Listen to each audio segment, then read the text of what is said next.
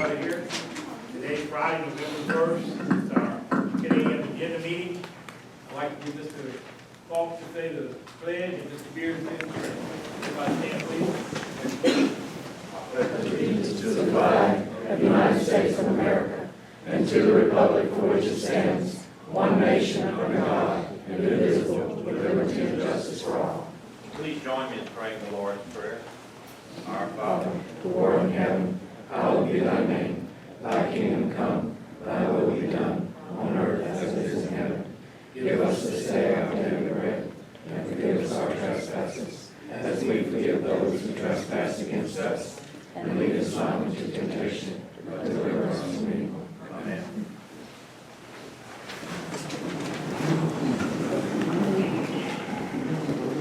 All right.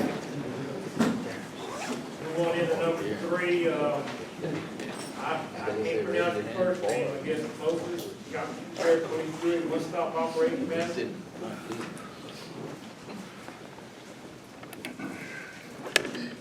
Good morning. Good morning. My name is Nefertaria Clovis, and I am with the American Job Center. We serve 6 parishes, Cameron being one of the parishes. And today I wanted to share a little bit about what we do and about a couple of programs that we have coming up. We are what people call the unemployment office, but we are actually the employment office. We work to get people jobs, send people to school. We have funding that allows individuals that are eligible to go to school, and for up to 4 semesters, we can pay up to $6,000 per semester for that individual. That includes tuition, books, if they need uniforms, if they need tools, or if they need any other supportive services, which includes transportation or child care assistance. So we try to take all excuses away so that we can serve these individuals. We have 2 programs. One is a work experience program, and one is a job OJT program. Our work experience and OJT programs not only benefit our participants, they benefit business owners. With our work experience program, those that are eligible are those that have little to no work experience. We're trying to get them that work experience so that they can get jobs that are higher paying and that are self-sustaining.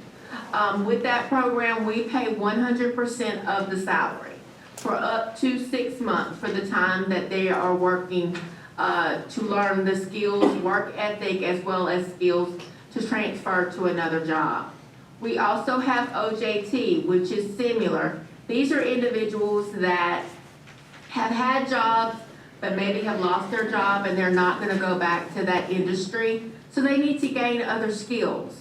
So we pay up to 50% of that person's salary for up to 6 months while they learn a new trade. So those are 2 programs.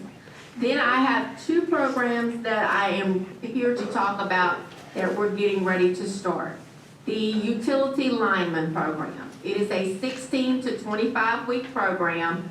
The difference is if the person has a CDL already, it is 16 weeks. If the person does not have a CDL license, it is 25 weeks. This program will be held in Crowley. We pay, for those that are eligible, the full tuition, which is $11,500. So this is a experience that they can get free of charge. The only kicker with this particular program is that it is held in Crowley, but we wanted to offer it to all of our parishes because you may have individuals that are looking for something that they can work and have sustainable jobs. I did include in your packet, and I'm not going to go over it because I'm not going to insult your intelligence, the different jobs that they could have with this certification. They will start off as a line worker, but I did share with you the salary information that they can work up to in that position. Also, that program starts December 4th. We are also working with Acadian Ambulance to start a program in January that we will pay the tuition for eligible individuals to become an EMT. This program will transfer into, if they want to go further to become a paramedic, that they can go to the next step. So it is a stepping stone for their employment.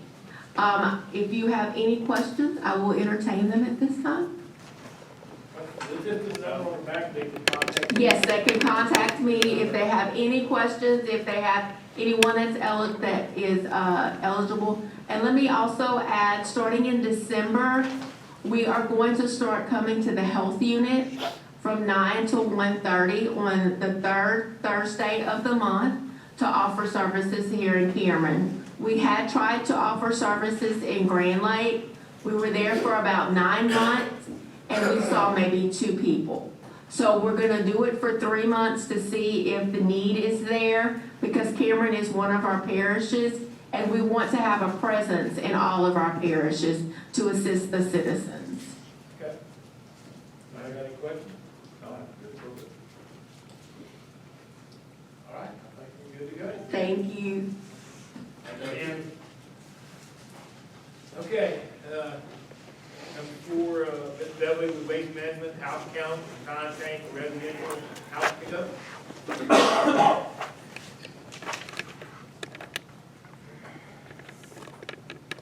Good morning, everyone. We discussed this last month at the meeting about the house count, and I was unaware that it needed to go to the voting, on the voting agenda.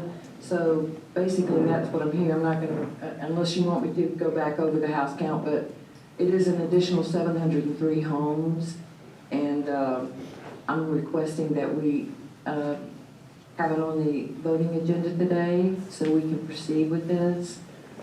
It will increase the bill. It's not a really good subject. I know it's not your favorite subject, but it will increase the bill. But it is an additional 703 homes that the parish has grown since 2012. Okay, and this, when is the end of our contract, then, when y'all bought out Southern Waste, when does the contract come to the end? Next year. Next year? Yes, sir. So you're asking us to up the price, No, I'm not asking to up the price, just the house count. to add on to the house count? Yes, sir. Okay. Because since we did the acquisition, which was a year ago this month, a year ago in November, we've been servicing these additional homes and only charging for the 703 less than what we actually said. Well, in the contract. Services in the contract? Yes, sir. It is in the contract. It also states in the contract that, that we can request a house count, and, which we did. And, the parish has an option to participate in the house count with us or not participate.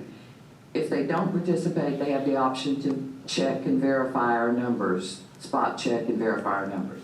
But if they participate, then we agree together on the count. So Cameron Parish did participate with us, rode in the same vehicle with our person, and they agreed on the count every day. Then we turned it over to the Public Works Department, and they verified. And we did make adjustments back and forth. We found some errors, but basically it was around the same number. It didn't change much. So it all has been verified. I got a question. Ms. Beverly, any 700 homes, or is this RVs? There are probably some RVs in there. And are they in are they private RVs, or are they in the trailer parks? Some of them are trailer parks, some of them are not. And I thought we weren't supposed to be servicing no trailer commercial, That was only in Hackberry. only in Hackberry. Yes, sir. Those were not counted in Hackberry. So we service all trailer parks, RVs. How we've been doing it. Okay, any more questions about that? So you need a vote today, is that what you're asking, Ms. Beverly? With the house count that come up, you're asking for a resolution today for a vote to raise the income on this? Is that what you're you're asking for? Yes, sir. Or What y'all, is the cost? The cost is $12.50 per home, so 703 times 12.50 is 8,700. Yeah.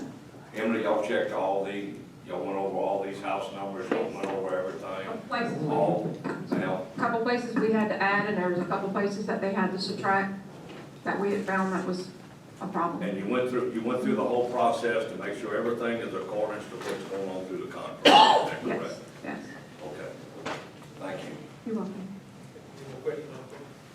All right, what about the time change? Yes, we're respectfully asking if we can start our routes 1 hour earlier. Right now, we currently start at 7 o'clock, and we'd like to be able to start at 6 o'clock. The reasons for that is that driver is the last one to leave the office in the morning and the last one to come back to the shop in the afternoon.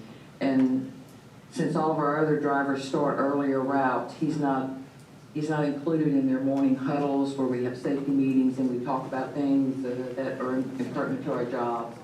And at the end of the day, most of his peers have gone home, and if he would have an issue at the end of the day, we're very limited in the help we can get to him by that time. So it would just make it a closer, he would be more included in the group, and we would be better able to back him up if we needed to. In the event all of our constituents put their trash out in the mornings now, and they're backing up an hour earlier, what happens if they don't have their trash out and we got trash sitting on the road? Well, hopefully we'll be able to communicate to everyone through, the media and newspapers and announcements and such. I'm not saying that it's going to go as smooth as gravy, but if there are problems, we will correct them. We will work with the parish on that. Work with us as coming to pick up the trash that left there. Yes, sir, we're not that far away. The furthest away we are is Hackberry, so we're never that far away from Cameron proper. We will recover if there's missed pickups until people get used to the time. Okay, you good with this? You reviewed all this? Miss Emily's the one that She's reviewed taking care of all everything. this? I reviewed the contract, we turned it over to legal to review. Okay. They're the ones that said that we needed a formal motion to increase Okay. the house count. And next September, it'll be time to either renew or rebid the contract. Okay, I think when we get to the residents, if the jury wishes to change the time and all that for the pickups, that we get some kind of deal to go into the water company, because that goes just about to everybody throughout, to put something in there that your trash, staple it to it, ask the water company if we can do that. Staple something to the water bill to let them know what's fixing to happen, what's fixing to change. Just a little short thing, a lot of people will read that, I think that would help y'all out. Yes, sir.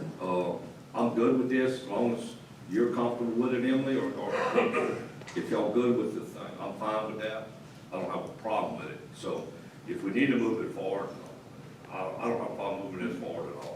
Ms. Beverly, can you provide us a flyer mail out, to go ahead and mail out to all? Yes, sir. Yes, ma'am. Yes, we can do that. We can make sure, our staff can make sure that it's not out, if she can get us the mail out. We move this on, you want to move it forward? It's on the Time low. change on it. It's already on. No, it's not. We'd have to add it on. It's out on it. Okay, We'd have to add, I would think, 2 different items there. okay, get two different items, the time change and the house. And the house, except the house now. Okay. So, Get put on there, we'll go on stuff. All right, anybody got Thank you. any more questions? Thank you. Thank you, Thank ma'am. you. All right, let's move to number 5, Go Mason Shoreline Stabilization Project, also.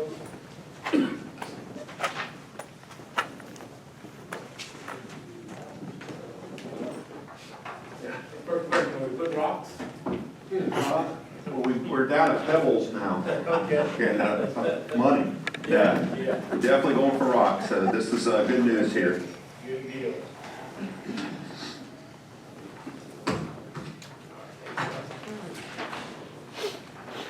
Okay.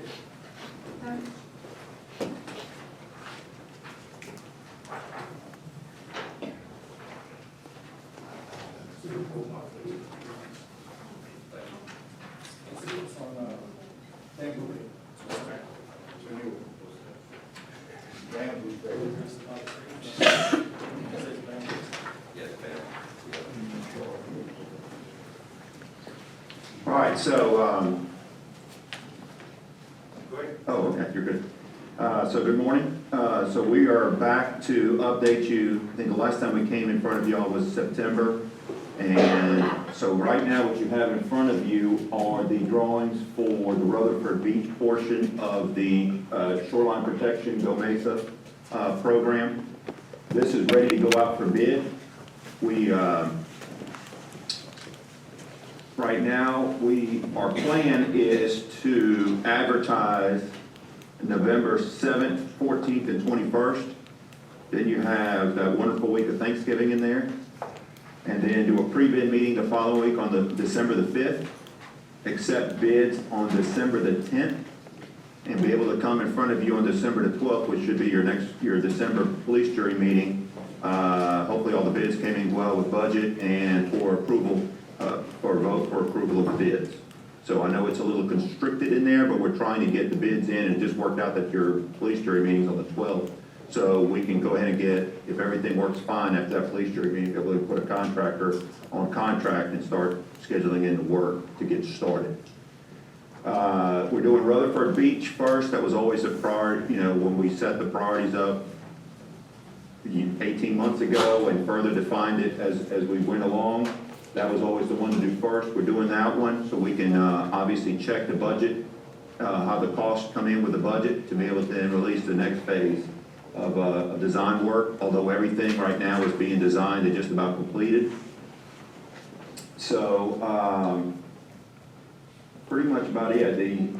The State of Louisiana Office of Coastal Management permit has been received, so that's great news. So the only permit right now that we are waiting for is the Corps of Engineers permit, which we'll need to get in order to get started, but we're anticipating that anytime within the next month. So pretty much we'll open it to any questions y'all may have. And so what we're coming for today is permission to go ahead and, give us permission to do all the advertisements and the bidding of the project.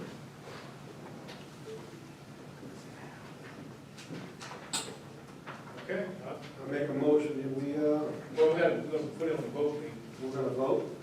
Yeah, to give it permission, I'm gonna vote on it, or can we do it? Yeah. Do it on voting. Well, no, it's not a voting meeting or authority to advertise for bids for the shoreline protection project. We have to. So it'll be- Yeah, you gotta put that forward. That's cool. So we have, We're still looking about the second month, if everything goes right. yeah, so what we're looking at time-wise is, we have the other wonderful holiday of Christmas, which is obviously great for all the public, but for work, kind of stinks a little bit. So it kind of breaks up the month of December for us. So if we can get in December 12th with your approval of the vote, the bids as they come in, we'll go ahead and start issuing contract, use that kind of dead period of work to go ahead and start doing contract negotiations. So hopefully come January, we've got contract hammered out with a winning contractor and they can get started. Obviously, we have to check with that contractor for the rock availability and their schedule, but we want them going ahead and purchasing that rock and getting down that river as soon as possible. Where will y'all be working at? Engineer or Canada? Really don't know. What it is, We didn't specify. We didn't really specify. what it is, Kiewit found about 16 big rocks left over from the jet.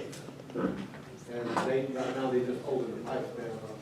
We might be able to get that from them for the camp, blue fuck. Mhm. And they big rocks. Yeah.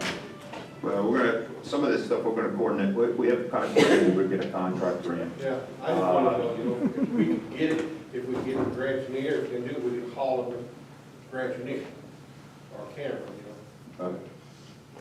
We'll just in case. take that in, We'll let the winning contract in. yeah, take that definitely in advisement. Thank you, Doug. So we're gonna move that forward? It's on there. Is it on the vote meeting? Yes, sir. No, it's on the voting. It's already on the vote? Yes, sir. Okay. But I just want to make sure we didn't have any questions. I want to, I'm more than happy to go into any explanations, but, we've been talking about this for a while, so I know y'all are well aware of this and ready, and very anxious to get it started, so. Yeah, we're good with it. That's it. Are you smiling? No, that's it. Yeah. Anybody got any questions? Everybody good? Yeah. afternoon. Excellent, thank you. Sir, have a good day. Thank you, sir.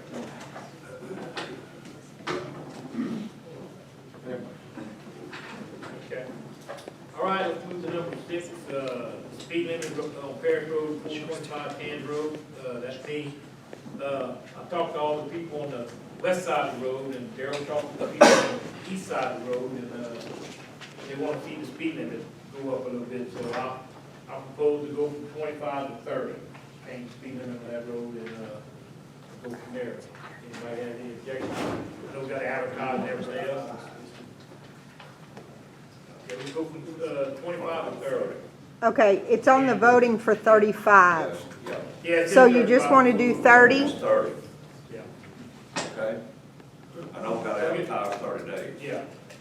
Is that on the vote meeting, or we need to move it to the vote On the meeting? voting meetings, It's on there already, I thought so, but I just It's want to. okay. All right, anybody anything else on that?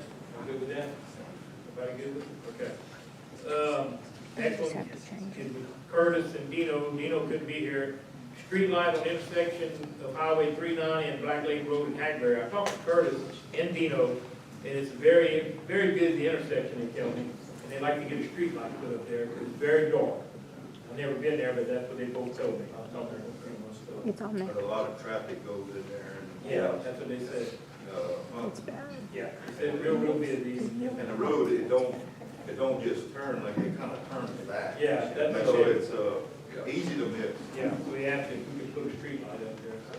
So, there you go. Good with that? Dave's good. Everybody good with it? I think Emily might have another request. Yeah, okay.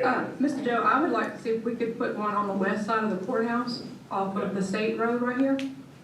When the people are coming into Cameron and it's dark and no one knows how our roads flood right here in the front, I think it's a safety issue, and I'd like to see us try to put one on the west side. Okay, anybody good with that? Good, Dave, you good? Yeah. So, yeah, I don't see no problem. We're gonna move that to the vote meeting, or do we need to move it? The Hackberry one's on there. We can just make a motion to add the other one. All right. Okay, is everybody good with the two items? All right, let's move to number 8, Emily Mock with the road abandonments. Yes, sir, it's been a while since we've actually put any of the road abandonments on the agenda. And the roads that I'm talking about is when no one's actually come back. Mr. Falk had done this previously in the past, and I wanted to see if we could come up with a list.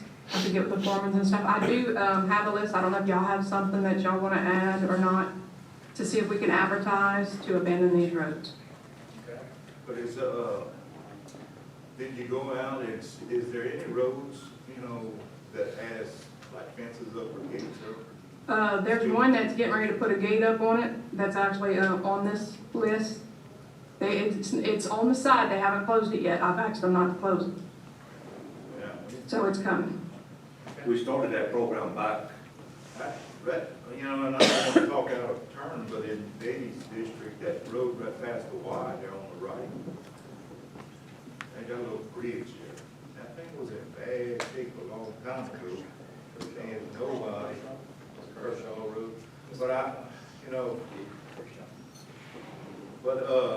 know it's the only way people can get across it. People gotta understand that we gotta, I don't know if anybody's planning on moving back there, but when we abandon the road, we don't go up there and pull the bridge out. We just quit maintaining the bridge. Yeah. And, it's something we're gonna have, eventually, if we keep it on our road, we gotta upgrade the bridge.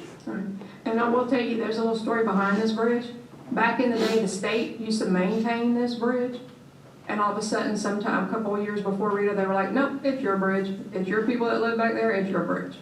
Because most places would have a culvert to be able to access that, and there's not a culvert there.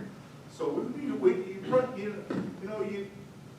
make a valid point there. And there is new people that, that retired with the state. I mean, I don't mind visiting with some of the new people and see how they feel about it. On the older ones that went out, they pretty much just slapped in our laps and no, it's yours. The state does that quite often. I'd like to publicly say this. We have been having residents that's been fighting with the state over driveways on the state roads. That's unheard of. Now they claim, I talked to some people with the state, say that this is new rules, state drop it on us all the time, but the state don't wanna do nothing, implement a bunch of rules for our residents, and, really. I had a resident wanna put a driveway on a piece of property that didn't have a driveway on it, all right? The property is, about 196 feet. You gotta be so many feet from this property owner, then you gotta be so many feet from this property owner. So it kind of restricts, they wanted to put the driveway on one side of the road, on one side of the property, so they could access the property in the back as a right-of-way, and the state fought them tooth and nail over that. So I think we'll maybe have you go up there and tell our district people that the issues our residents are having. We got that state representative, maybe chasing him around a little bit. Well, I done honked at him a couple of times about it, and, well, I mean, anything we can do. That's gonna come out of Secretary of DOTD. Yeah. You gonna make us up a list to get back with us? Yes, sir. And bring it to us to the meeting and get to our work. Get someone, each one of us in our district that performance come up with to abandon and let us look at it and bring it up to the next meeting, I guess, or following meeting, whenever, so we can, put it on the vote meeting, vote for it to abandon. You don't got to do the public comment and everything. Correct. Just make sure that you get with our legal counsel on any of it, make sure there's no blockage, that somebody can block, somebody's got a property back there, or anything like that. On any road you look at, if there's no blockage and they can continue on, and there's no type of restriction for them, that they can still get to their property.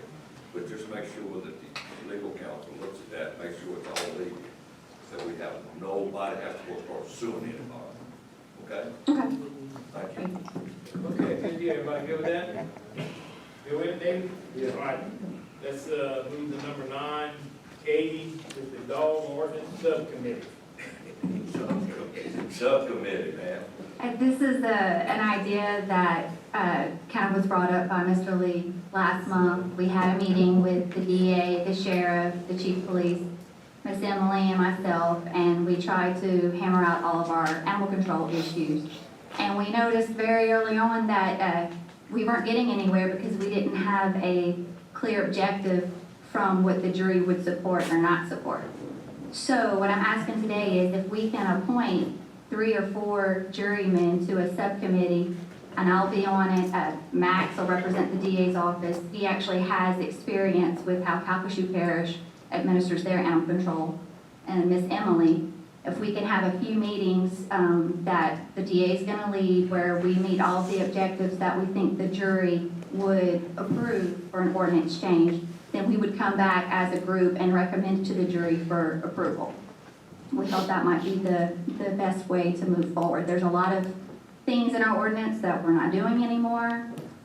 It's evolved into something that I think the intention of the ordinance, original ordinance, it's evolved into something that we just can't manage anymore. So we're going to have to clearly define a few things before we start picking up nuisance dogs again and how we're going to process them through court or if it's a public hearing. So that's what I'd like to ask you guys today, if you'd be supportive of. I'm good with that. Okay, don't. Name 3 of us on. Name the 3 here you gonna pick from. What you gonna do? Lee, Sonny, and Kurt. You 3 guys that we gonna recommend. That's perfect. I think actually they, Let's say 3. They just, that's why we too many to 4. So how's that? That good? That good? that work, and I just want to clarify that the way the subcommittee, the intention of it is they're going to come back with their recommendation, and hopefully the jury will be supportive of that recommendation. So we're not going back and forth again, and it's dragging on for months trying to draft an ordinance that everyone can support. So, Mr. Kirk and Mr. Lee, do you mind being on our subcommittee? I think you were in the original meeting last month anyway, so. Does it really matter? It's kind of my goal Yes. to solve animal control.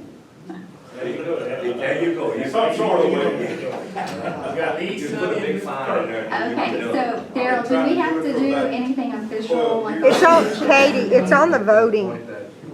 It's on the voting. appointment? Yeah, so Okay. it's on, it's, It's on, Barry just said it's on the agenda, and it is to appoint a member to the subcommittee, so. All right, so good with that? You good with that, Kate? Yes, thank you. Good? Everybody good? All right, I got a couple of cards, but we're gonna go to review agendas, and then I'll do the cards. Let's review your agenda, look at your agenda. Yeah, that ain't much in there. Then we'll go to the cards. I have, Okay? I got number 8, want to know about that approval, that Ronald Campbell wants for the building. Who's in charge of that, what you want to do? Okay, so now that we have our multipurpose building available for rental, we drafted, Mr. Tom with the Lions Club and Miss Stephanie helped draft us a rental agreement. It's gonna work in a similar fashion as the Grand Lake Fireman Center and the Creo Fire Station. Could be rented by the public, but also if we have any not-for-profit organizations that wanna utilize it for meetings, such as the Lions Club, they're able to use it for free. Oh, okay, that's what you're talking about. Yes. All right, Any civic organizations that are nonprofit. Okay. And any governmental entities that want to use it, so drainage boards and everything, they wouldn't have to pay a charge. Anybody else? Mr. Chairman, Yes, sir. on item 15, proposed to sign for the, Grand Lake, Yeah, I was gonna talk about that.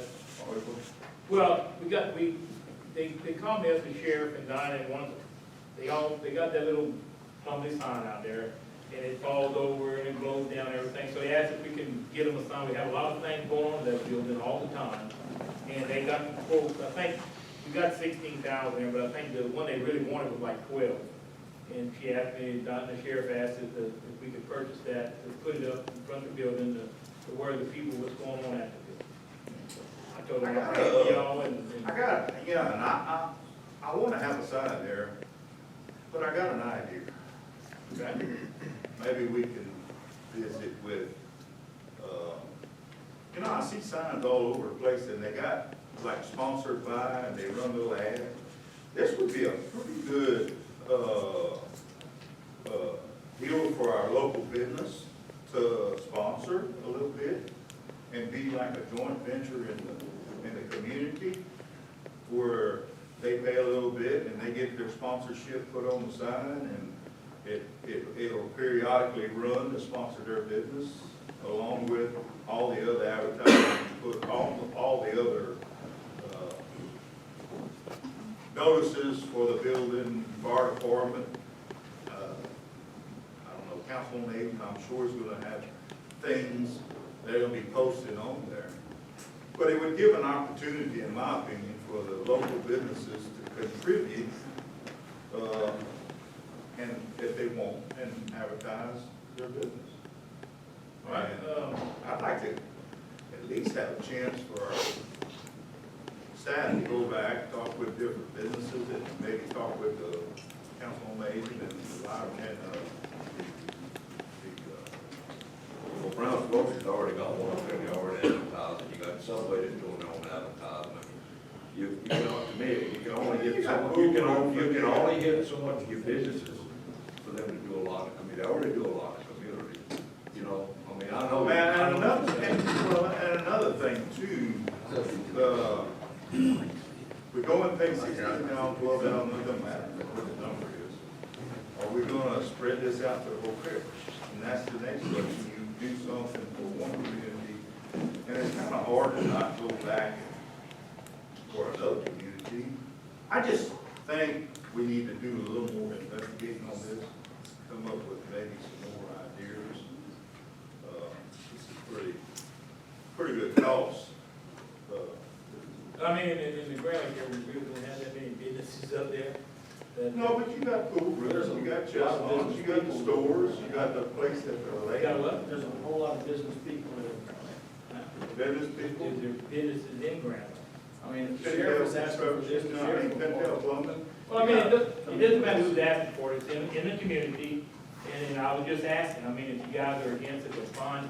No, we're not. I just We're thought not it was against something that, we have a lot of things going on in that multi-purpose building up there.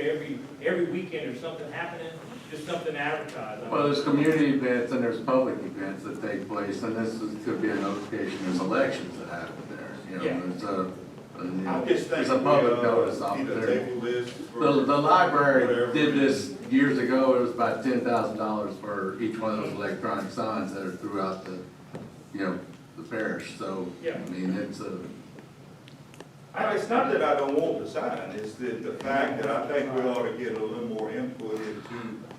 no, that's what I was just asking Max, that, you know, when you talk about sponsorships of signs, whatever, that would be it's something we would get a legal review on what we could do, and then I think Katie and then we could kind of, Yeah. And And I if we just, open it up, and it would have to be, if we go to Hackberry and wanna do the same thing, they would have to follow the same guidelines that we set here. And that's just my opinion, or Cameron, or Creel, or Engineer, or wherever it may be next.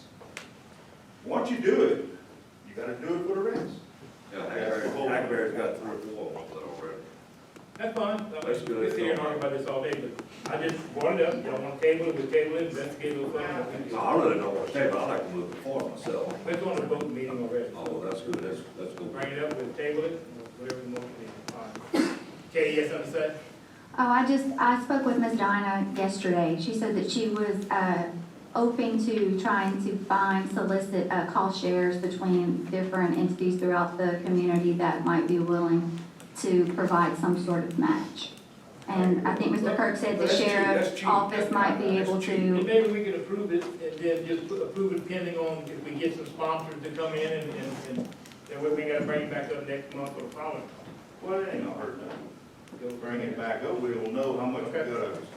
They still gotta get permission from the state to put a sign down all Yeah, there. that- that's minor. It's gonna stay right away. where they put it. Anyhow, I don't think it's something we need to rush it. We don't have all these, We can, I understand that, but where you gonna put the sign? what's gonna be on our property. Okay. Off the road. All right, we got a couple of green cards on one of the items on the vote meeting, item number 8 on number 6, Little Pecan Cattle Company. I got Mr. Teddy Broussard, would like to get up here and talk about it. Come on up here, Mr. Teddy, and talk about it. Good morning. I object to this after-the-fact permit on this particular project because 37 years of my fishing crab, Mr. Billy Dolan, now deceased, operated this particular land. Never did have to use a discharge pump that pumped upwards to 10,000 gallons of water per minute, 24/7, incoming tides, outgoing tides, and when there's no water tide activity whatsoever. In the immediate vicinity of the discharge pump, they have 12 covers that total 95 feet in width to allow the water to be discharged manually, gravity drained from the marshes. There is, I met with Scooter Trostler around the 17th of June of this year. There is a breach in the levee on the Intracoastal Canal that allows water to enter the marshes, the big burns, through Little Chenier into Grand Chenier. This pumping system has never been able to bring the drawdown, from what I am told, to what the desired amount is, because as long as the water is continued, allowed to enter into the waterways, into Grand Chenier, it dumps out into the lower Mud Lake and the Murmurtaugh River. I've fished 37 years. Never at one time did I ever have any complaint to Mr. Dolan or anybody on the drainage board regarding the contaminated waters coming out of the marsh. If you would get at the intersection of the Parish Road 218, when this pump was operating, and the evacuation route, you probably, all of y'all have been in a cow barn and smelled the manure. Well, this was very toxic. It had it, everybody was complaining about the smell. It dumped into the waterways. The crab were dying. There was no crab meat in the crab. They were just, don't know why they were able to survive. We had, this pump was chopping up lilies, discharging the lilies, which would enter into the waterways, and if there was no tidal activity, this stuff settles on the bottom and absorbs the oxygen on the bottom. we go to pick up our crab cages, and sometimes, and I can lift up pretty good, these cages are actually hard to lift because they were so infiltrated with all these water litters, got inside our cages and everything, and probably sometimes the cages weighed upwards to 30 pounds or more. The crabs would be dead in it. The cow manure, I brought Mr. Dupont, give him a copy of stuff. I've learned that cow manure can be very deadly. There's been universities around this country, California, Nebraska, Michigan, done extensive studies on this stuff. The documents speak for themselves. While I'm not qualified to speak on behalf of what the health is, the documents speak for themselves. We're getting too much of this stuff dumped into the river. One cow, according to these documents, can pass upwards to 80 or more pounds of cow waste per day. I do not know the number of cows that is on these levees and this property, which is probably in the neighborhood around, should be total acres around 12,000 acres, but these cows, for some reason, hang around on the west end near these canals in the area of where the discharge pump is at. And the naked eye can see all that. In fact, they're hanging around so much, they are depleting and tearing down the levees that were once there. Mr. Dolan, when he was alive and had cattle, they basically hung around on the east side of Pumpkin Ridge, which my family and I own land adjacent to Murmurtown Mineral Land Company out of New Orleans. Very good people. The people, I met some of them in years past, very nice people, but we're very much aware of what goes on there. And to stand up here and not say that this is being destroyed, our crab production, we have to provide trip tickets to Louisiana Wildlife and Fisheries monthly. My brother and his wife are crab buyers, they're a crab company. They have to submit documents monthly to Baton Rouge, to the Louisiana Department of Wildlife and Fisheries. Got to maintain accurate records. The production has depleted probably 35, upwards to, in some areas, 50% or more. My area where I fish, 85% of my crab cages were set there in Lower Mud Lake and offshore West Dock from the Crane Blood offshore dock. Now, some try to say that, oh, I only fish Hawk Bayou. You know, that's not right. I, at one time, fished from Catfish Locks all the way to Mr. Red Nunez in Oak Grove. But the thing is, as I got a little older, I started slacking off where I was going to fish. So, basically, 85% of my crab production was destroyed. I have 60 cages that was in my yard. I gave them away because I got no place other to place them, because I could not afford to keep baiting out cages in Lower Mud Lake and go out there and there was no crabs, or if there were crabs, they'd be dead. So, according to wildlife, you have to maintain your crab cage, you can't just leave them idle. So I pulled them up, I gave them away. If this permit can be denied and we can get back to normality, I will purchase more crab cages to be able to refurbish my business. But other than that, I can't right now because you're not getting the production. I may have made this year so far probably $3,000 gross in the crabbing business because all this water was coming directly through me. It has to pass through me. There are fishermen in the area that have limited crab cages. They themselves can attest to the fact that their production dropped, but their main streamline of fishing is away from this particular area. I was the only one basically that was in the thing. I did on June the 17th, after seeing what happened. I met with Scooter Prospero. Scooter was very informative, showed me everything, pulled up Google Maps, pulled up a big monitor on the wall at Rockefeller and Grand Canyon and showed me. And I asked Scooter questions, and I know from my experience in the crabbing, he was being honest with me. And he realizes that as long as this occurs, we're not going to be able to do anything in this particular area.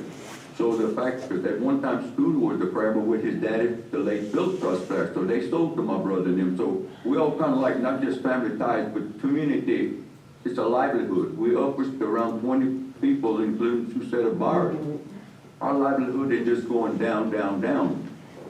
When this cease and desist order was granted, probably in about 10 days afterwards, the crab production started picking back up. Things looking really good for us. And all of a sudden, the tidal activity started moving again, which it had probably remained neutral probably 3, 4, 5 weeks. We didn't have much tidal flow in the Murmurtown River whatsoever due to flood up the country under.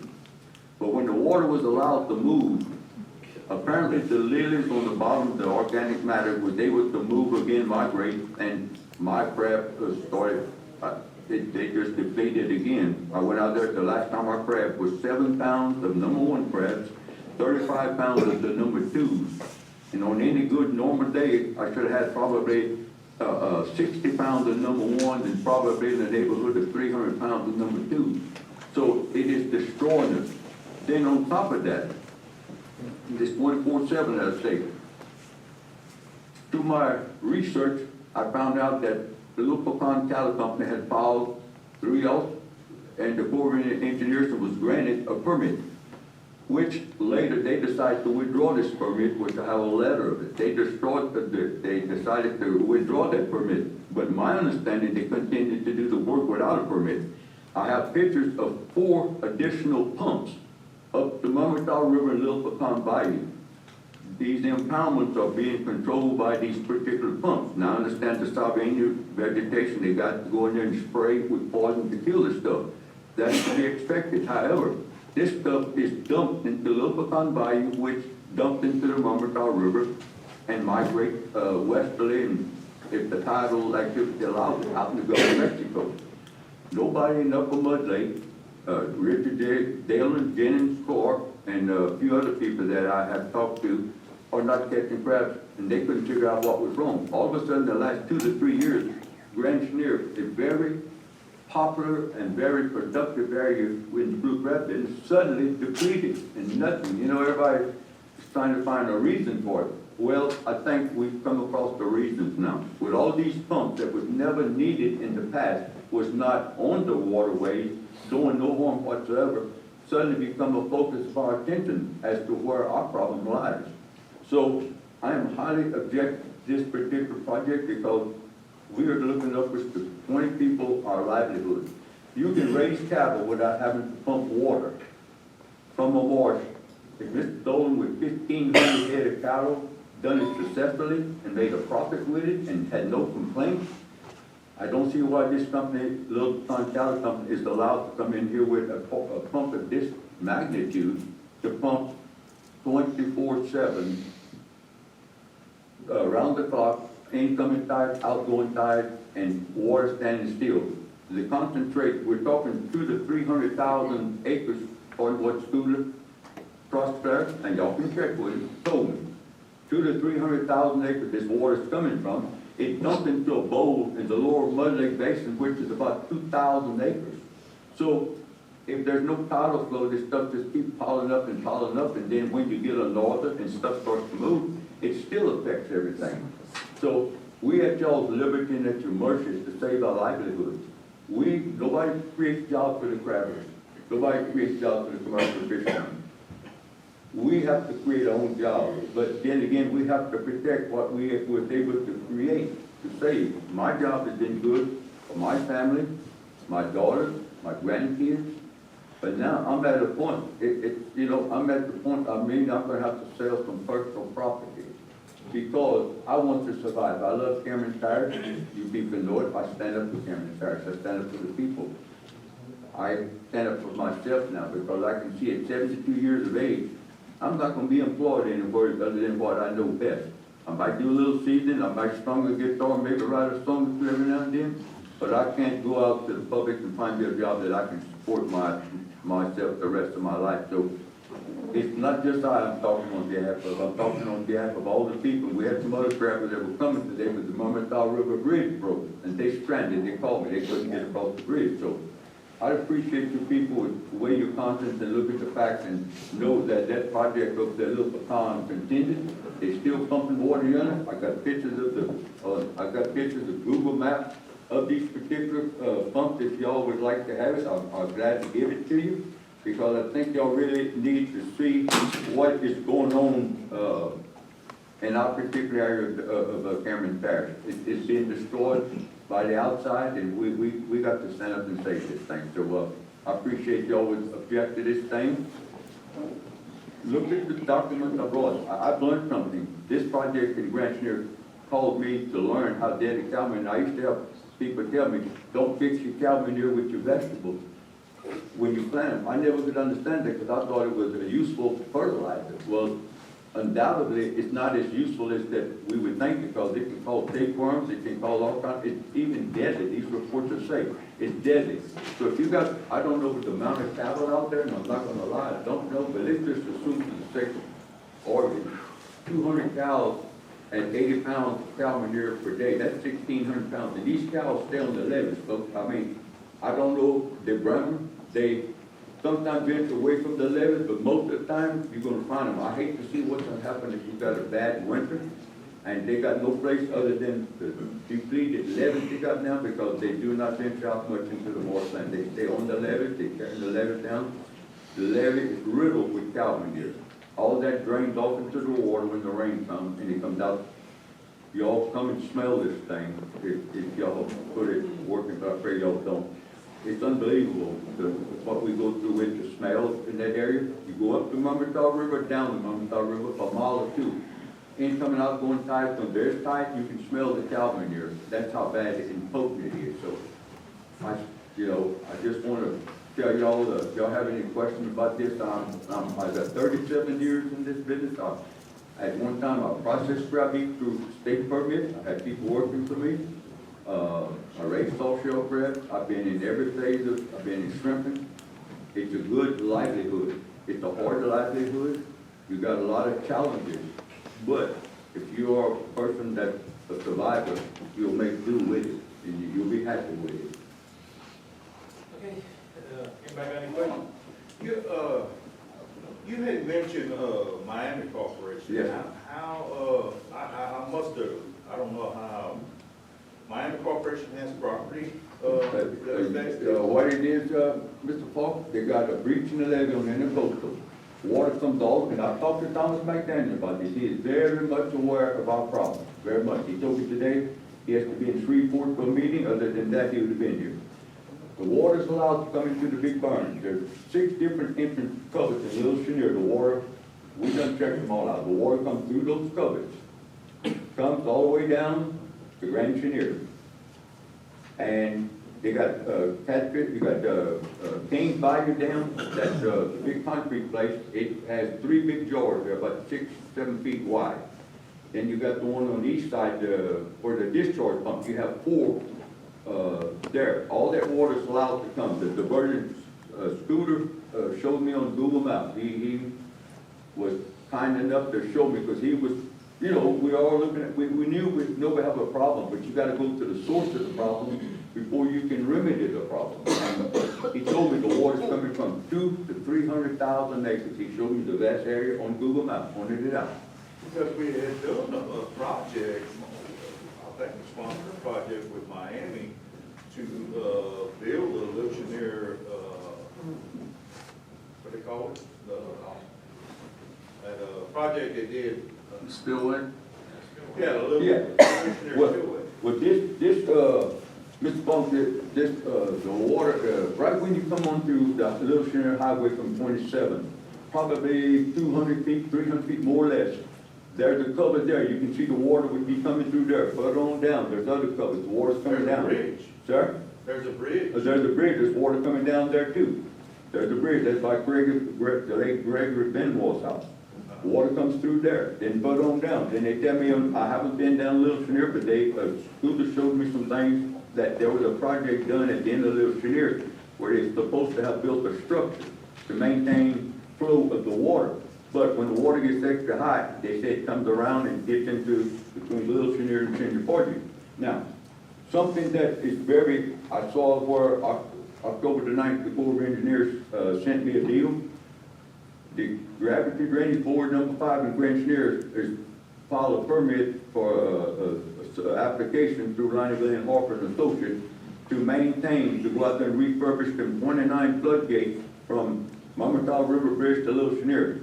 I was an all on the dragline for Crane Brothers in 1966 and 67 when we built those levees. So if these levees and these floodgate structures, 29 of them, which I got the copy of the thing where they applied for it, all this is a proof of, you will see readily the control of water being able to go to where it can be a normal tide or normal depth in the marshes. But like right now, Everything is being pushed to the west. All these structures, I crabbed enough for Monday. I've seen these structures. These structures, like I said, nobody never, to my knowledge, has ever maintained them things. The water, it just, everything piles up, they want to drill and excavate so they can get better drainage. That's the first, that's a good step. That's in the right direction. But right now, all I say, all the water has been pushed to the west towards the, floodgate at the Little King Bayou Dam and the, where that discharge pump. And that where the discharge pump's at, they got four, big, 5 or 6 foot openings right there, culverts right there. That discharge pump sits on top of that. Now, you don't, like I said before, and I didn't say this before to try to make it sound funny, but it's the truth. You can't raise cattle in a duck pond. Mr. Dolan knew that when he got the cow business. Pumpkin Ridge is a ridge, it don't have a lot of vegetation. You got the salt grass and stuff, and there's the marshes that these cattle got to go out there and feed on. I'm not gonna tell you it's the best. If I was a man that had money to invest in cattle, I'd be damned if I'd come to Cameron Parish in the marshland and put cattle out there. I'd go to one of the finest ranches in Texas or maybe Louisiana somewhere to raise cattle, but it's a disaster waiting to happen, just as in our business, crabbers, commercial. It affects the sport fishermen. They're not even catch crab. You can't even catch redfish no more at the bridge. All these boats every weekend, there's no more boat fishing because there's no way to serve it. So if a person has a tract of land, and they want to levy it off and gets a permit from the Corps and does whatever, and they want to pump it off, why should we have objections to that if they're not trying to pump off nothing but their property? It shouldn't be a problem. Well, here's the problem, Mr. Paul. First and foremost, these people didn't apply for a permit. They didn't apply for it. They got this thing railroaded through. There's no public advertising. Y'all advertise everything in the Cameron College. From a toilet, along the highway to whatever. Y'all advertise everything. Y'all didn't advertise this to nobody. We found out it secondhand. We found out it through word of mouth because somebody didn't do their job.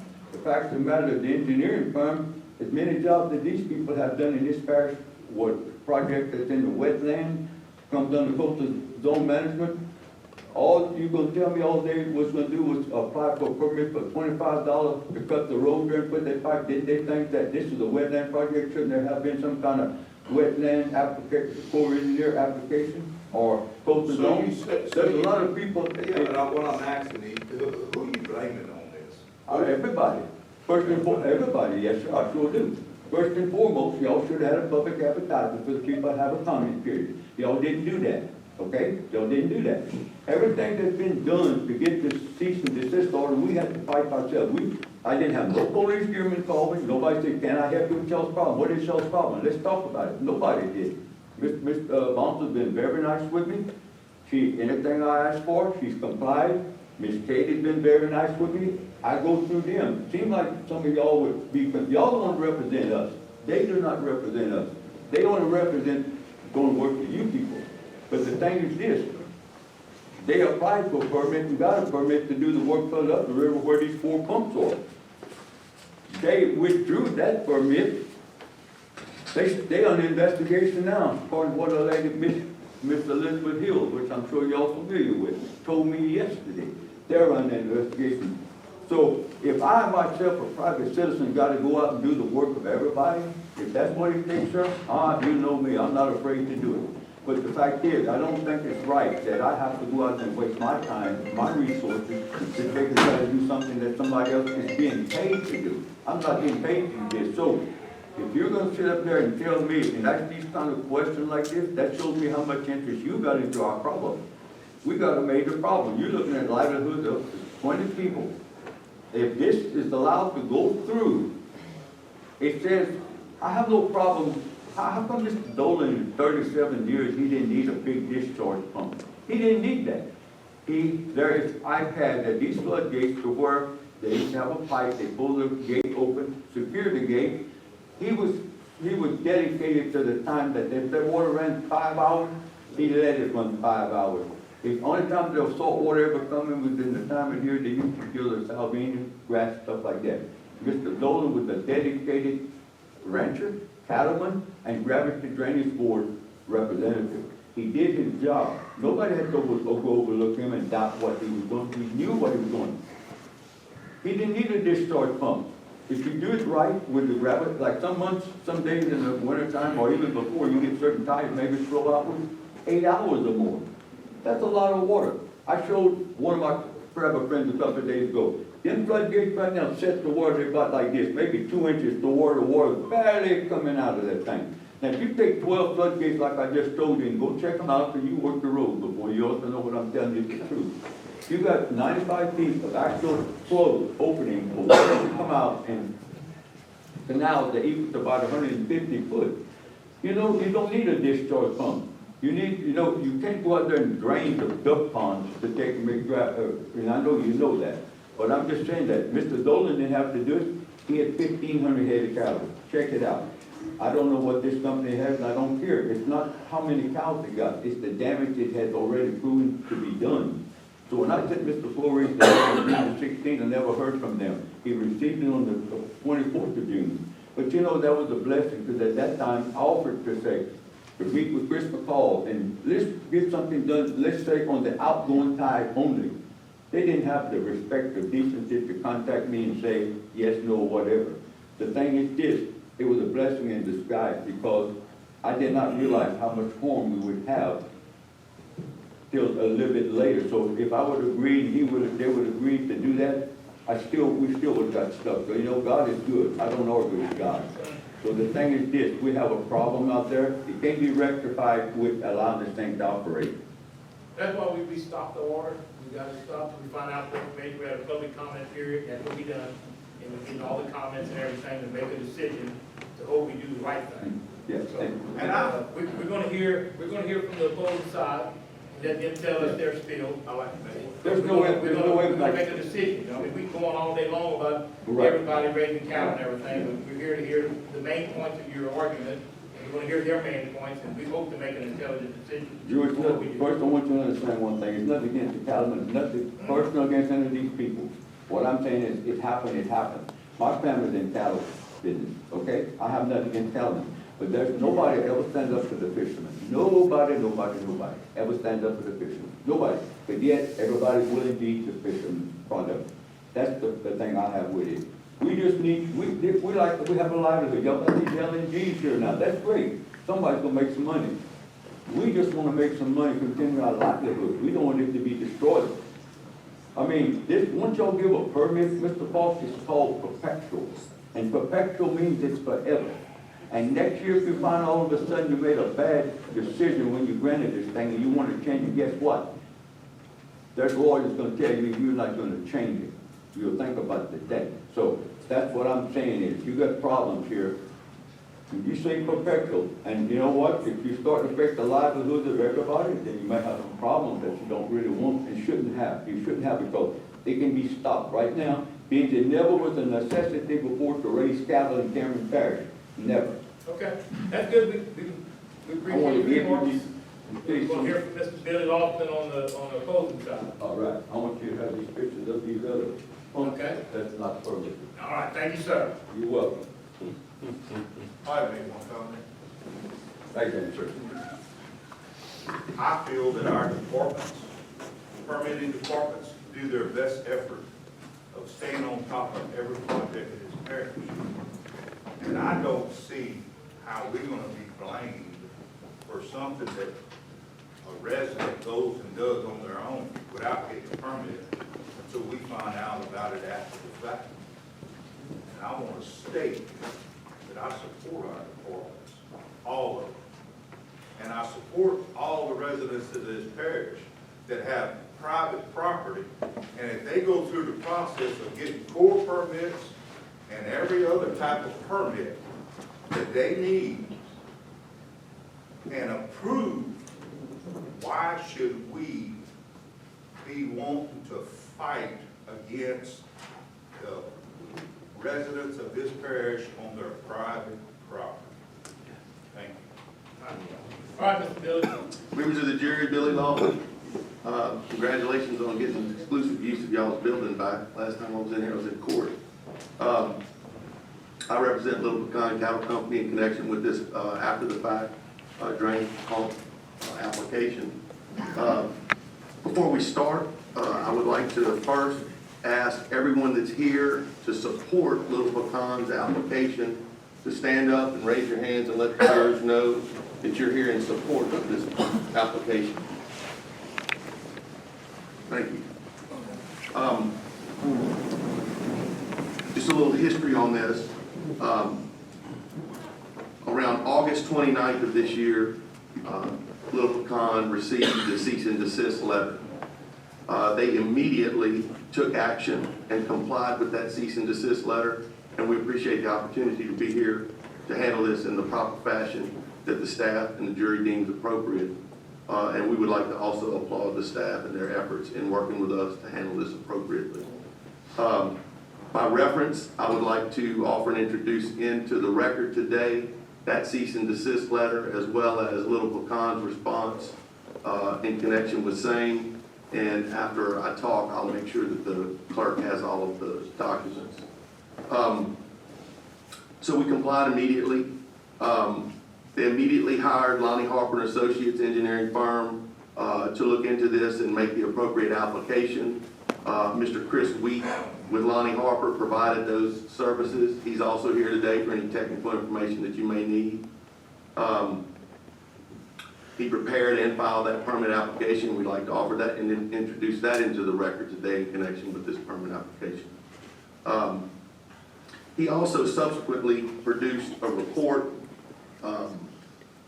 which was requested by the staff, a hydraulic modification impact analysis report dated October 29, 2019.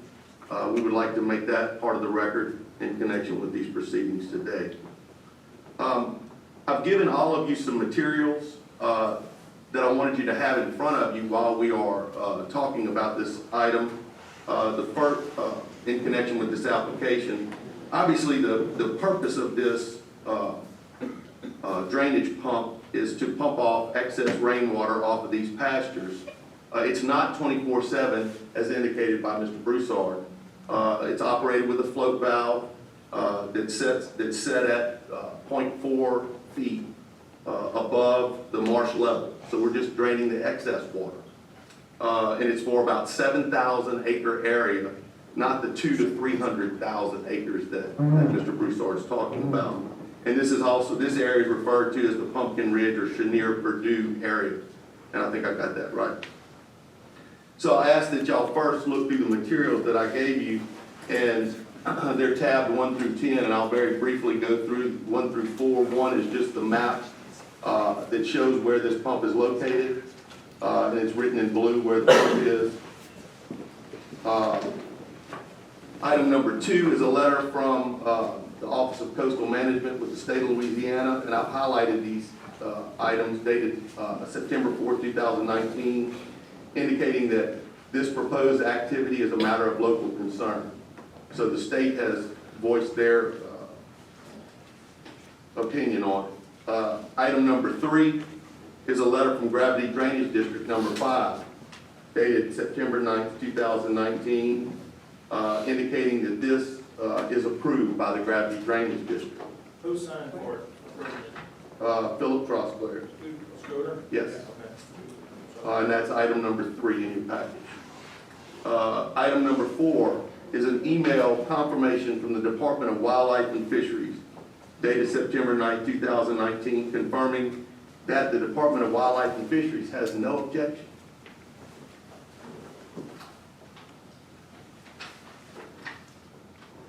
Okay, the next documents I think are the ones that will shed light and give the most guidance to the jury in deciding this matter. If you go to item number 5, you'll see that this is a press release from the Louisiana Department of Wildlife and Fisheries. The release was dated June 24th of 2019. It talks about Governor Edwards submitting a request to the U.S. Department of Commerce notifying the federal government that Louisiana's fisheries are in dire situation due to the extreme duration of high water levels. Okay, so the problems that Mr. Broussard is bringing before you guys today don't have anything to do with this pump. And I'm going to give y'all more evidence that's indicative of this. And this isn't speculation or hearsay about what somebody told him or said. These are the facts, okay? The next one, item number 6, is the Louisiana Wildlife and Fisheries Commission. They passed a resolution, and this release was dated July 2nd of 2019. They passed a resolution in response to the impacts of the 2019 floodwaters on Louisiana's fisheries. They said that water levels are expected to qualify this event as the longest flood fight in the state's history. These historic high river levels come with an unprecedented influx of fresh water into our coastal areas, and statewide biological sampling indicates a notable reduction in the availability of crabs, shrimp, oysters, and finfish. Go to item number 7. This is a Louisiana Department of Wildlife and Fisheries release, press release dated July 3rd, 2019. The Department of Wildlife and Fisheries is continuing to measure the impacts of this historic flooding. Louisiana Department of Wildlife and Fisheries has already documented losses to oysters, crabs, shrimp, fish, and finfish over the past several months. The problem's continuing to develop. None of these talk about this pump. They're talking about the unprecedented water levels. That's the problem that Mr. Broussard has, and that's what he brought to you guys today, which we're sympathetic to. Go to item number 8. Press release dated 9/13/2019. Statewide biological sampling continues to indicate a notable reduction in availability of oysters, shrimp, crab, and finfish in those waterways. Commercial blue crab landings have decreased across the state in all basins, not just where this pump application is, with declines ranging from 14 to 84% in individual basins. Those numbers sound awfully similar to the numbers that he brought to you. The problem is, it's not just something that he's suffering. It's in all of the basins affected by these unprecedented waters. Item number 9, article dated from the Star Advertiser, October 1st, 2019. Gulf Coast seafood businesses slammed by freshwater from floods. The seafood and tourism business, from bait shops and seafood processors to restaurants and hotels, have lost $120 million to $150 million, reported in this article. This article just confirms that this is statewide related to the flooding. And then finally, item number 10 is a press release dated 9/25/2019 by the Louisiana Department of Wildlife and Fisheries. The U.S. Department of Commerce has approved the governor's request and declared a federal fishery disaster today, which is an important step in Louisiana's effort to qualify for millions of federal assistance for the state's fishing industry after it was severely damaged by historic flooding this year. This is the remedy for Mr. Broussard's objection. Once again, we're sympathetic to those objections, but they don't have anything to do with the application that the jury's considering.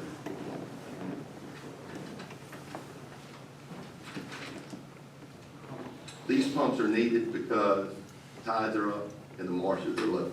They're sinking. The rain and the flooding cannot be drained. Modern day ranching is requiring that these new efforts to drain this marsh be used. It's not like Mr. Dolan's days. Things have changed. And with this unprecedented amount of water, you have to react.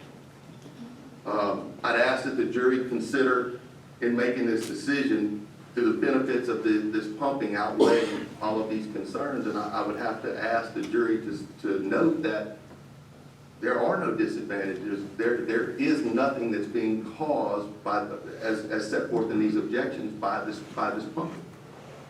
The real problem here is Mother Nature. This pump's not going to change that. The water and the influx and the unprecedented amounts have been so much that the United States Department of Commerce has declared a federal fishery disaster based on this flooding. None of those articles mention these pumps. These aren't the problem. Okay? We have no objection letters from the state of Louisiana, Department of Natural Resources, Louisiana Department of Wildlife and Fisheries, Drainage District. We would just have to request that this jury approve this permit.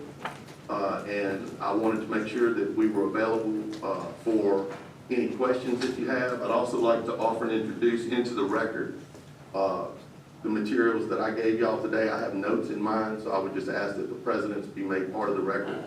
And I'm available for any other questions that you may have. Any questions, Mr. Bill? Yeah, just one comment, really, not a question. In my eyes, anytime we, should be looking for an after-the-fact permit, should be an emergency type thing. So, and it's not just for your client, but it's for everybody. Days of going out and doing what you want, they come into the parish and asking for forgiveness. I don't like that. So I think we ought to try to enlighten everybody everywhere that they need to do the proper steps on permits. And again, I commend our department for doing the best that they could possibly do. We definitely heed that advice and apologize for the inconvenience and appreciate the opportunity to rectify the situation.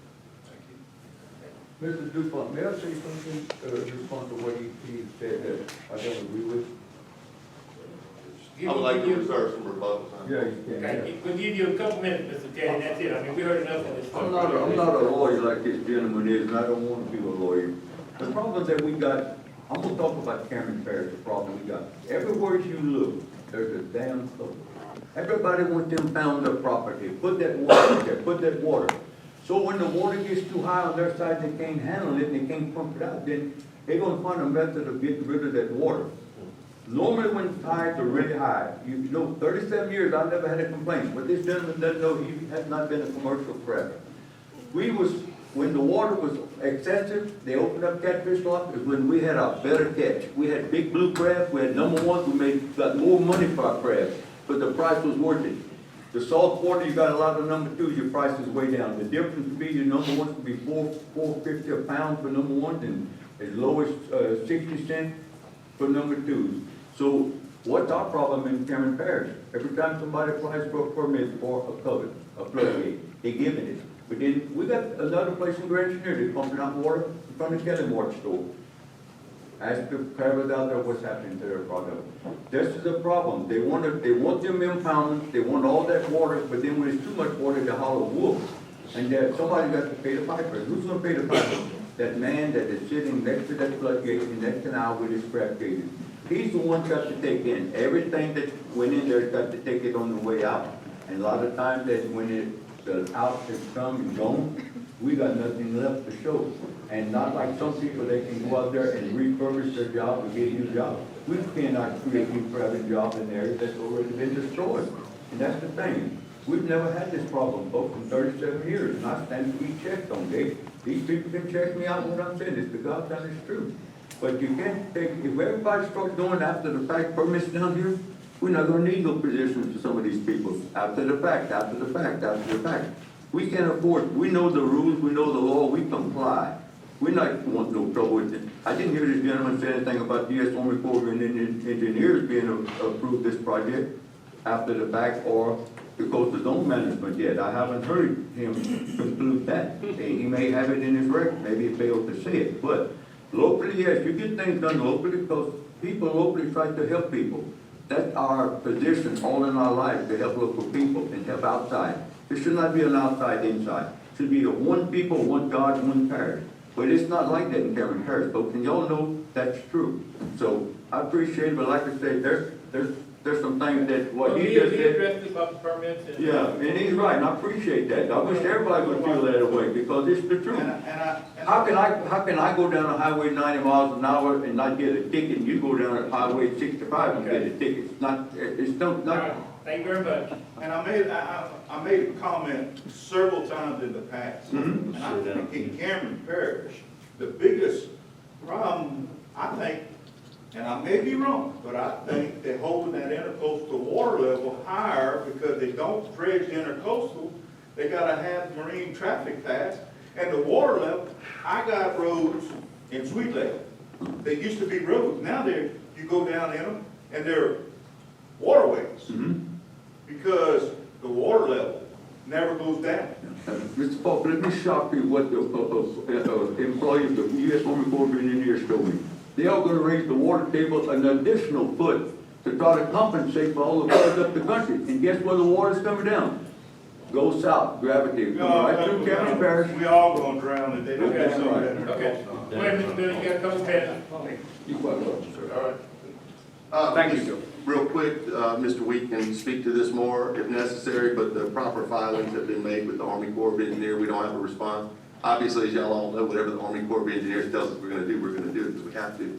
And as it relates to fishermen versus cattle ranchers, my father-in-law fished Joe Pearson from Lake Arthur 35 years ago. Good friends of That's right, very good friends of his, and so I do know a little something about fishing.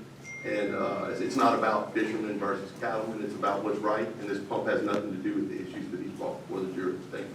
All right. Finish reviewing y'all agendas, and I've got a couple questions for everybody, okay? 6C, the, Right now it's on public notice, so if you would like, it's good, yeah. And then, Ms. Blair, Ms. Toomey, one of y'all want to give us an update on work? I mean, I see we're having to do something with the Cameron Fisheries, they want more money. Where do we stand right now? Cameron Fish, I'm asking Ms. Marshall, please. Give us an update. Kirk, I don't know what the agenda item says. I've only seen the, Well, This it's just morning's approval, meeting. But I'm looking for an update where we stand Approval. with them today. with who? Cameron Fisheries, when we gonna open? Do you mean the operation of the facility? Yes. That would be when an operator is selected. The date for proposals to be provided to the Port Commission was May 6th at noon. And the only person who submitted a proposal was Mr. Chester Carr, and it came in at 2:55 p.m. So there were no proposals to be reviewed by the Port Commission. That was revoked because he didn't meet the time frame, nor did he meet the list of items that needed to be provided in the request for proposals by an operator.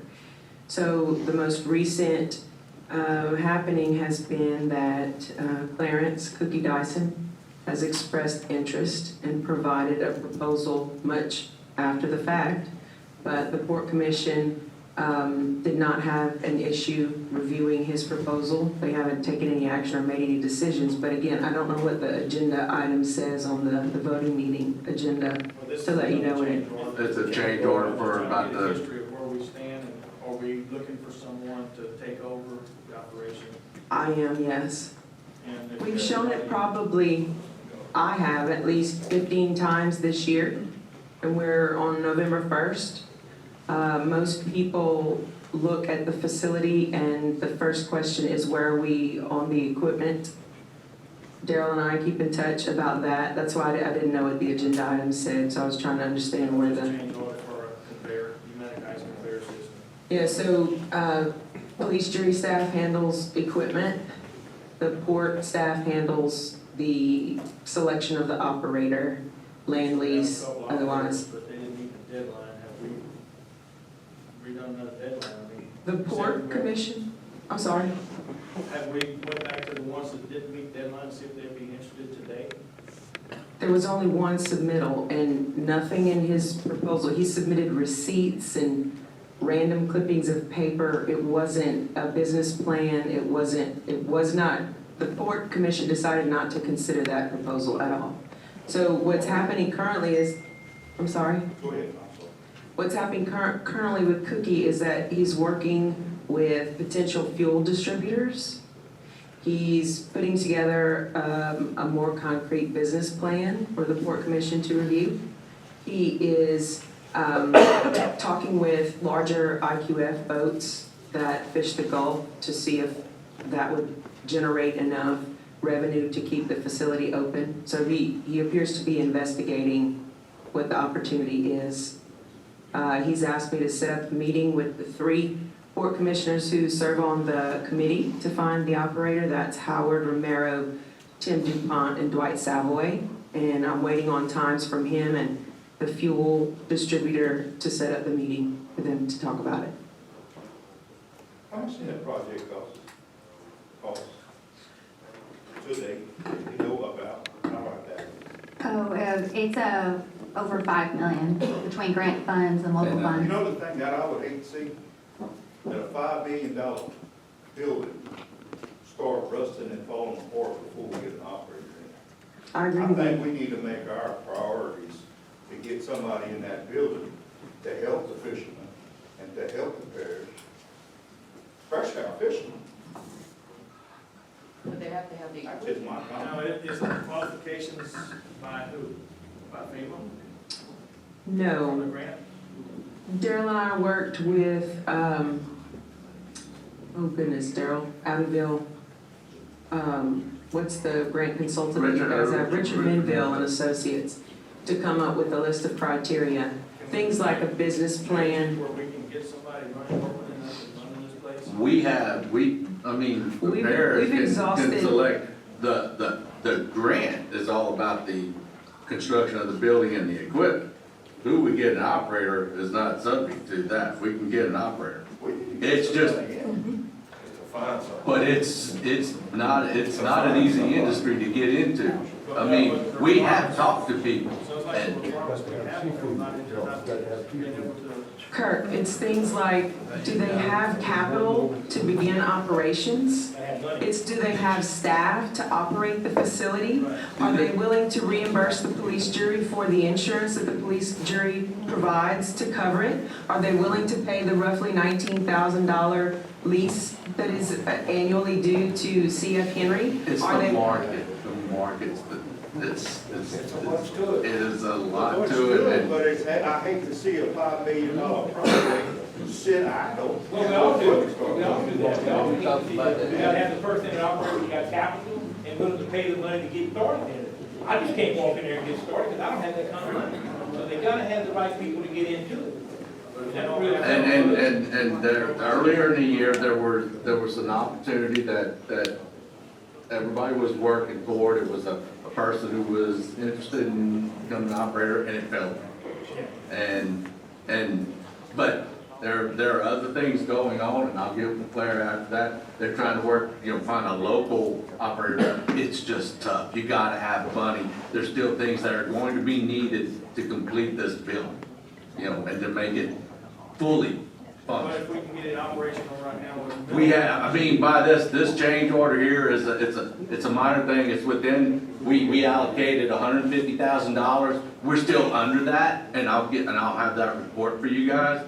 This is the last contract that we approved and we accepted the bid. They changed from galvanized to stainless steel, and there's a coating that needs to be on, they have to order the parts. And that's the reason for the deadline and the extension, so it's a $5,000 increase. But we're gonna be below that $150,000 because there's still some things. So the equipment, the installation of the equipment should be done by February.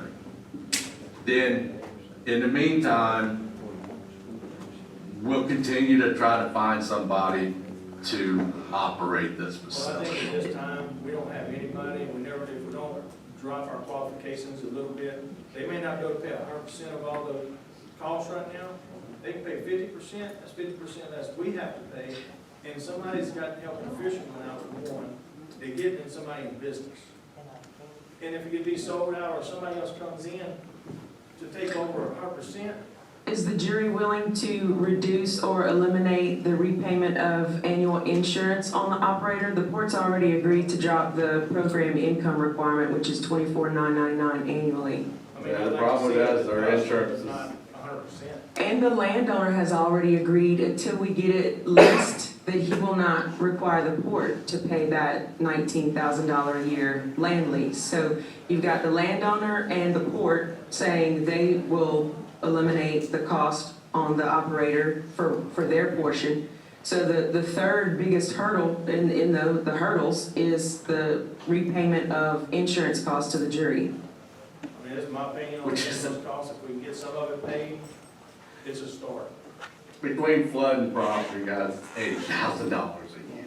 It's not just something you can just, We need, Yeah. but I'm gonna approve your change order because it's stainless steel, because it's likely gonna sit up there 5, 10 more years. Oh, look, Galvanized or rusted that time. I don't think any of us May I would. make a suggestion? I'm very familiar with what y'all talking about, and the only way you're gonna find people to invest money, you're gonna have to go to Kansas City, Missouri. You wanna go where seafood is very popular and great demand. I successfully in 1987 bought a man from California, invested $2.5 million in LeBron Chenier Seafood Offshore Company. I listen to all what y'all saying, you can't do it locally, why? As this Mr. Lawson, whatever his name was, talking about all the ravages of the seafood industry. You want to go someplace where nobody's hearing all this crap, this kind of talk. You want to get to where people got real money, want to buy real seafood, want the service like California and Los Angeles, they take New Orleans, shipped out 2-3 truckloads of seafoods on average a week to that part. You want to get where the money's at. There's no money in Louisiana to invest in seafood industry. They done drained. So get out of state, get to Seattle where the big fisheries at, Seattle, Washington, where the fisheries are. I worked close with Dr. Mike Moon and Ken Robbins at LSU back in Vegas on all this stuff, so it's there, the money's there, but you gotta go get it, they're not gonna come to you. Present them a package that you offer, and that you're gonna get some bites, and some people are gonna come set up here. Mr. DuPont, can I say one last thing? Go ahead, one more thing. Our operator search has included all of the Gulf of Mexico states. So I have contacted operators and buyers in Texas, Louisiana, Mississippi, Alabama, Florida, to ask them if they were interested in operating this facility. Good idea Everybody what he just connected. said. It's a good idea what he just said. Get away from the shoreline, then you'll find somebody. They won't, the east and west Gulf Atlantic coast, Pacific coast, they won't return my calls about it. No, their livelihood is different from the way we do it here, though. All right, that's fine. Anything else, Clark? No, sir. No, just I to think we can work finalize. together on all this and figure it out, Claire. Look, after the meeting, I'm gonna get with Claire, and I think in, either next month or January, we can get y'all, full status on some, ongoing things with the fisheries. Anything else? Anything else? All right. Wait, we have an add-on. Oh, You don't. okay. It's just some paperwork that came in, to clean up it's a little housekeeping maintenance on our courthouse CBG project. It's gonna be a resolution to certify the national objective and to commit local funds. We're trying to close out the courthouse funding, so it's just a resolution. It doesn't change anything. That's the president authority to sign and close out courthouse renovation. No, it's, yeah, That's the it's same just thing. resolution certifying the national objective and, to commit local funds to the CBG project. That's what it's gonna be. Same, so it's saying, it's not a, so we have that, we have to approve the house count and the time change, you know, to take those under consideration. Yep. And the one Katie just mentioned, And the street light by the courthouse. street light at courthouse. Over there around the back of the courthouse, I drove all the way from Sea Lake over there, and almost killed a gumbo when I got back. I was already discussed. I was already discussed and shot there. We're finished with FEMA. Are we finished with FEMA? The last thing we have is the library. I'm not gonna give it to us. We haven't received a response yet about the appeal. We have right now one PW open out of 680 something PWs between Rita, Ike, the 4277 floods, Harvey. But now we're about to probably get obligated a new PW for Barry. That's on the voting agenda to sign, President Authority to sign that to get reimbursed for all of our emergency protection services for Barry. The library is the last. The library is the last one. It's the content replacement PW. We sent in an appeal letter because they denied our request to version it to include other projects and not just content replacement.